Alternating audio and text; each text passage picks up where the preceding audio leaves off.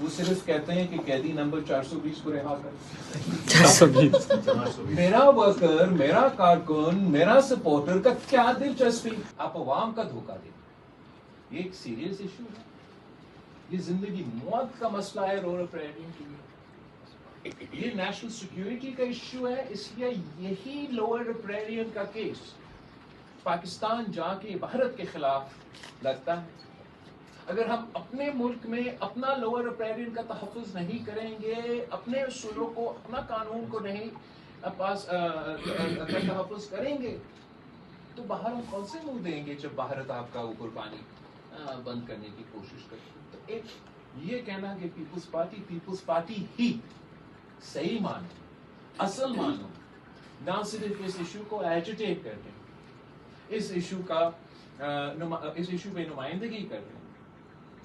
Pakistan Peoples party ہمیشہ سے مثبت پازیٹیو سیاست کے یقین رکھتے ہیں، اور جو لوگ واقعی ہی چاہتے ہیں کہ یہ منصوبہ نہ بنے، جو لوگ واقعی ہی چاہتے ہیں کہ ہم اپنے پانی کے ریسورسز کو غیر متنازع رکھیں، تو پھر وہ جہاں تنقید ہونا چاہیے وہاں تنقید کرنا چاہیے. حکومت سازی کے جو بات چیت چل رہا تھا اس وقت ہم نے اس کانسیپٹ کے ساتھ نہیں دیا، اور Pakistan Peoples Party we didn't come up to this agreement، تو اس کو تو ہم نے ریجیکٹ کیا تھا.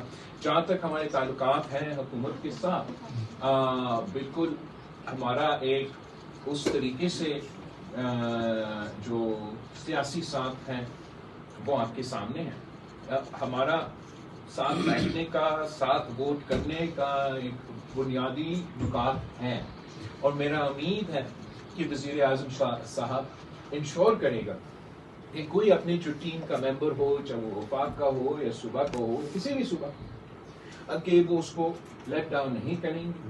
اور خاص طور پہ جس انداز میں، جس طریقے سے وزیر اعظم صاحب نے ہمارا کل کی ملاقات میں اشور بھی کیا کہ کافی کچھ ہم نے مل کے حاصل کیا ہے، جہاں جہاں بہتری کا گنجائش ہے انہوں نے اپنی ٹیم کو بھی ہدایت دی کہ ایسے کوئی شکایت نہیں آنا چاہیے. تو میرا امید ہے کہ پاکستان پیپلز پارٹی اور مسلم لیگ اور باقی کا جو حکومت کا جو ساتھ ہے وہ چلتا رہے گا.